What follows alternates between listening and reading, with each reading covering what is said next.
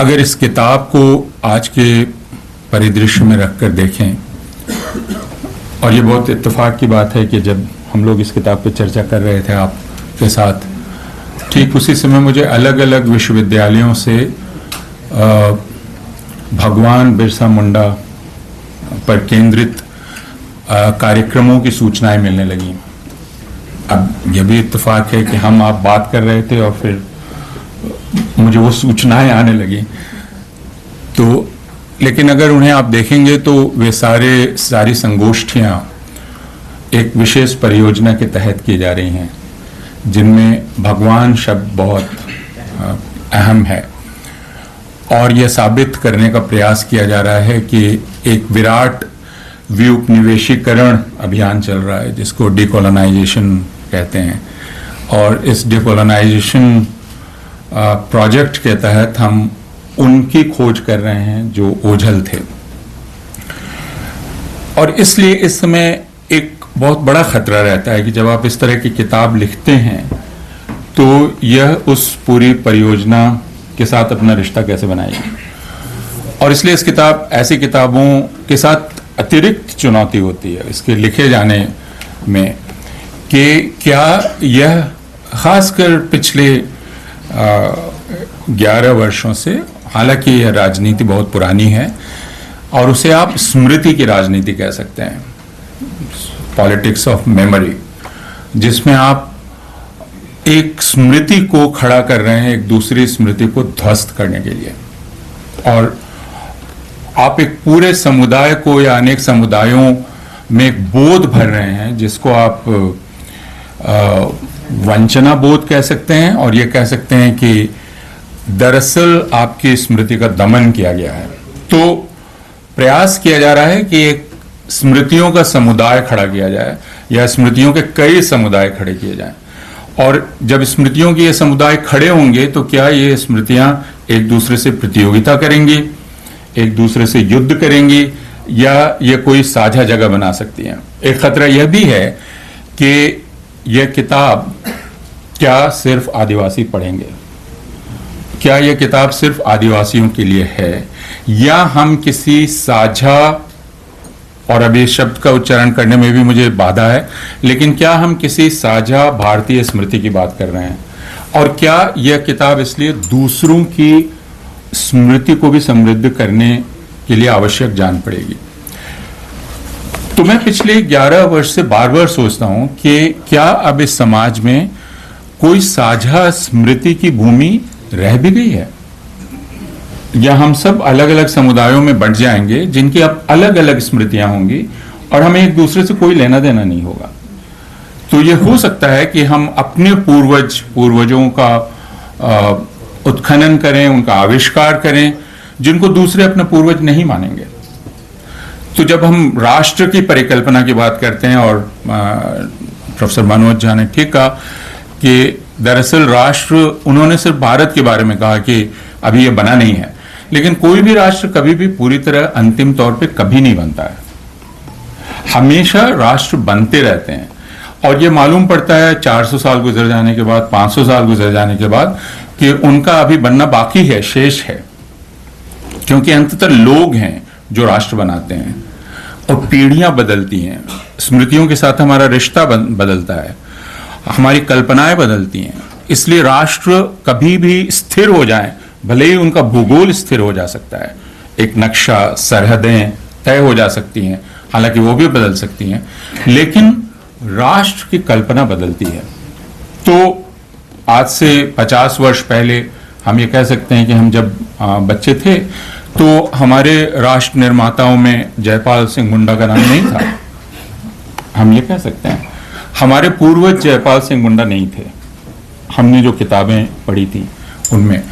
लेकिन धीरे धीरे जब हमने किताबें पढ़ना शुरू किया और आगे बढ़ना शुरू हुए तो हमारे पूर्वजों की संख्या भी बढ़ने लगी। लेकिन फिर एक दूसरा प्रश्न है कि क्या हम सिर्फ पूर्वजों की संख्या बढ़ा रहे हैं, और उसके साझा होने से आज की परिस्थिति पर क्या असर पड़ रहा है। जैसे मैंने कहा कि यह खतरा है कि दलित समाज के पूर्वज कुछ होंगे, आदिवासी समाज के पूर्वज कुछ होंगे, आदिवासी समाज में भी विखंडन होगा, अलग अलग आदिवासी समाज के पूर्वज कुछ होंगे। और इसका सबसे बड़ा उदाहरण अभी मणिपुर है, जिसमें आप देख सकते हैं कि दो समुदाय जिनको भारत का शेष हिस्सा एक ही मानता है, यानी अज्ञान इतना ज्यादा है और अपरिचय इतना ज्यादा है कि हम एक दूसरे में कोई फर्क नहीं कर सकते, लेकिन वहां अब एक दूसरे में से बिल्कुल अबोला है।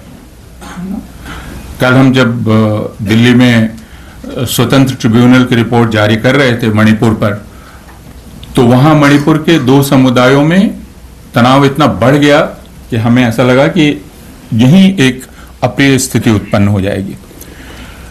तो इसलिए मेरी चिंता अभी यह है कि जब हम आज अपनी स्मृतियों का निर्माण कर रहे हैं, तो क्या हम एक साझा स्मृति लोक बना सकते हैं, और वह साझा स्मृति लोक क्या एक साझा जनतांत्रिक जगह बना सकता है। सबसे बड़ी चिंता यह है, इस हॉल में मैं जब संबोधित कर रहा हूं तो क्या मेरी आवाज सिर्फ एक तरह के कान में जा रही है या हर तरह के कान में जा सकती है। यह एक इतना बड़ा सवाल है जिसका जवाब हम लोगों के पास नहीं है अभी।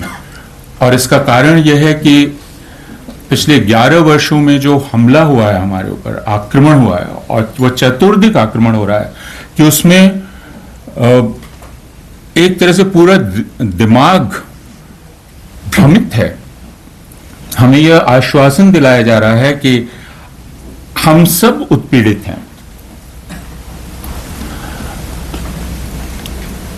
तो यह मेरी चिंता है कि हम जब इस तरह के प्रयास करते हैं तो क्या ये सांस्कृतिक प्रयास हैं, क्या ये राजनीतिक प्रयास हैं, ये किस प्रकार के प्रयास हैं। और दूसरा कि हम जिस साझा जनतांत्रिक भूमि की बात कर रहे हैं तो उसमें संवाद किस प्रकार होगा, हम वो संवाद कैसे करेंगे।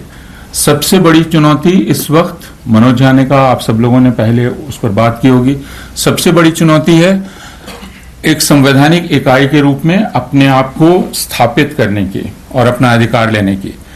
और अब हम जिस जगह पर खड़े हैं उसमें इस बात से इनकार नहीं किया जा सकता कि आदिवासी अब अकेले जीवन नहीं जी रहा है। आदिवासियों पर चौतरफा प्रभाव है ना?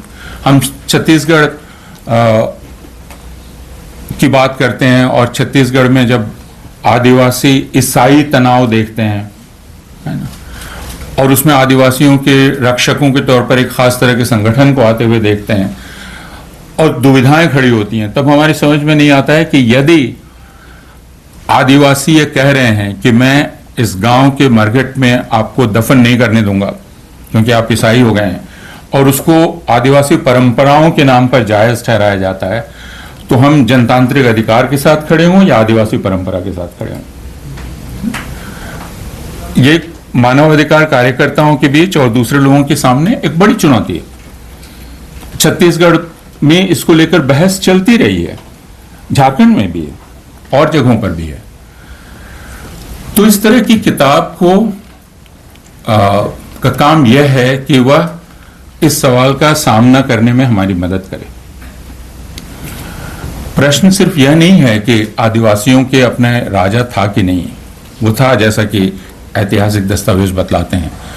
वो ये कि आदिवासी आज इन सारी स्मृतियों के साथ, और आदिवासियों की इन सारी स्मृतियों को क्या यह देश अपनी स्मृति मानेगा नहीं, दूसरे आदिवासी को आज आप एक संवैधानिक अधिकार युक्त व्यक्ति के रूप में स्वीकार करने को तैयार हैं कि नहीं, या हमेशा उसकी तरफ से बोलने वाले कुछ और लोग रहेंगे। वो राज्य होगा जो उनको माओवादियों से बचाएगा, माओवादी होंगे जो उनको राज्य से बचाएंगे, या आदिवासी स्वतंत्र रूप से अपने संवैधानिक जनतांत्रिक अधिकार का उपयोग करने योग्य माने जाएंगे, जिनमें उनकी दूसरों से भी साझेदारी होगी। आदिवासियों की खुद अपनी पहचान बदलेगी। वो पहचान कोई ऐसी सुरक्षित बंधी हुई पहचान नहीं होगी जैसे हम में से किसी की नहीं होगी। तो यह तरलता, जो पहचान की तरलता है, यह तरलता भी मनुष्य का स्वभाव है और वह आदिवासियों के साथ भी होगा। ये सारे प्रश्न हैं जो आज हमारे सामने आ रहे हैं, और जब इस किताब को हम पढ़ें तो हमेशा इस सावधानी के साथ पढ़ें कि हमें अपने आप को स्मृतियों के समुदाय में नहीं बदलना है। प्रश्न सिर्फ ये नहीं है कि हम कहाँ से आ रहे हैं, प्रश्न यह है कि हम कहाँ जा रहे हैं, वह दिशा हमारी क्या है। जिस तरफ से आ रहे हैं वहाँ ये सब लोग खड़े हैं और ये सब देखना चाहते हैं कि हम जा किधर रहे हैं। तो यह उत्तर हमें इन सारे लोगों को देना है जिनकी कहानियां इस किताब में दर्ज हैं। बहुत बहुत बधाई एक बार फिर और शुक्रिया।